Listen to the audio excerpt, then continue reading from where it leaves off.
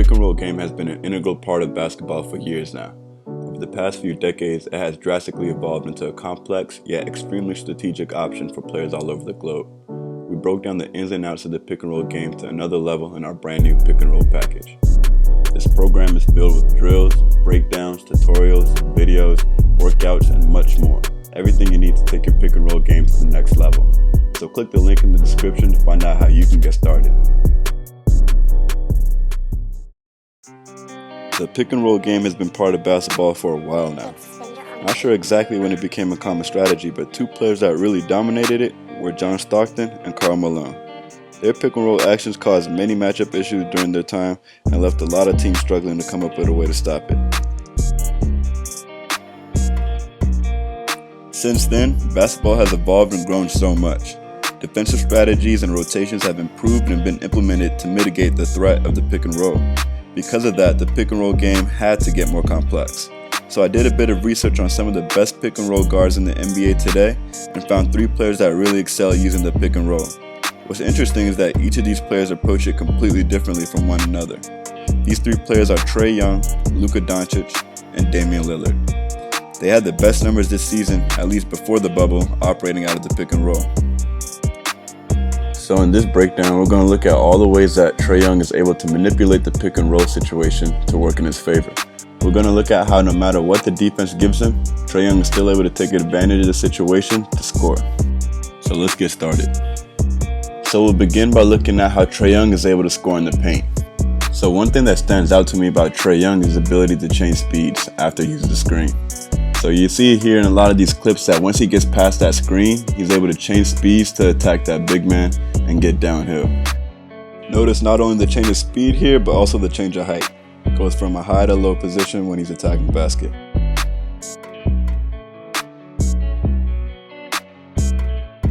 In this clip here, Trae Young notices that big man is steadily going backwards, so he just goes into an easy floater. Something else that Trae Young does really well is maintaining his advantage when that defender goes over the screen. So if you look here, when he gets past that screen, he gets in that defender's path and makes sure that he can't come around and cross him off. Same thing here, he gives that defender a quick little arm bump and then gets to the basket. Another example here, where he actively looks for that defender to make sure that he gets in his path before he gets to the basket and gets into his floater. One thing I've noticed with Trae is that whenever he attacks that soft edge man, he always gives him a quick move to get him off balance, then he gets into his move to finish at the basket. Now that we looked a bit at some of Trae's finishes at the basket, let's look at how he creates and reads the defense to get into the jump shot. In this specific play, look at how Trae Young reads that hedge man after he comes off that screen. He noticed that hedge man is already backing up, so that shot's always going to be wide open.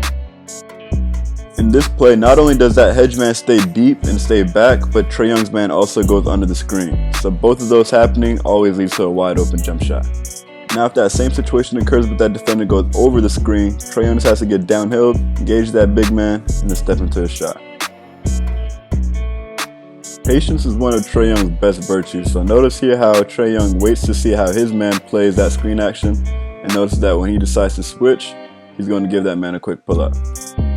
If you watch a lot of Trae Young, you'll notice one of his favorite ways to finish off of a soft edge action is to finish with a floater. He's gotten so comfortable being able to finish off of not only just 1 foot but also 2 feet when it comes to floaters.